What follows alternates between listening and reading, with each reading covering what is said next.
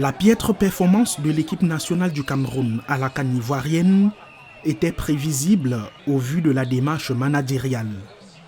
Si la qualification pour les huitièmes de finale a en réalité été un exploit, l'élimination à cette étape de la compétition n'a guère surpris les observateurs avertis.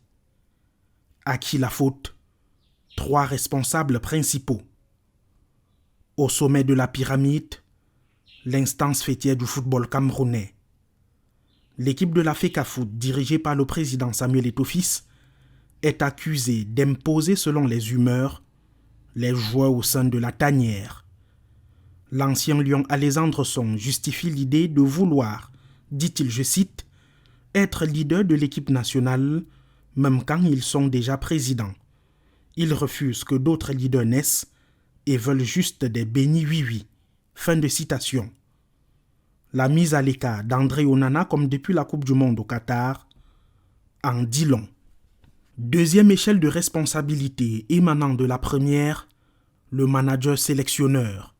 Rigobert Song, dans son système philosophique, n'a pas séduit par ses choix. Cette équipe balbutie son football.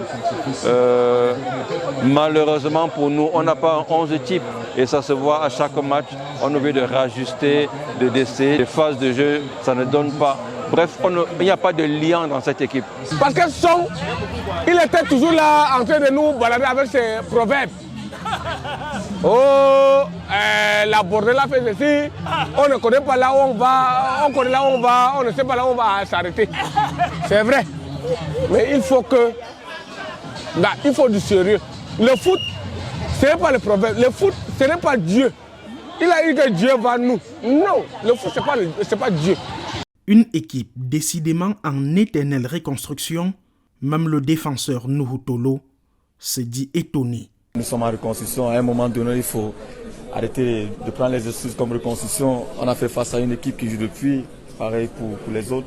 À nous vraiment de prendre nos couilles et de pouvoir vraiment de devenir le Cameroun qu'on a été toujours. Troisième degré de responsabilité résultant naturellement des deux premiers, les joueurs eux-mêmes. On n'a pas de technique, on n'a pas vraiment cet éclat de génie. C'est cet éclat de génie qui manque au lieu. On n'a pas un génie. On a plutôt des joueurs qui se suffisent, des joueurs de renom. Ils mettent leur nom en avant et on ne voit pas le jeu sur le terrain. Des joueurs qui ne reflètent plus forcément le fighting spirit qui incarnait cette sélection depuis des années. Et on se rend compte que malheureusement, c'est désolant. Bien, ça va. Qu'est-ce qu'on fait comme ça? On ne peut pas faire. Il faut quoi? Mais il veut tuer le Cameroun. Il veut le tuer.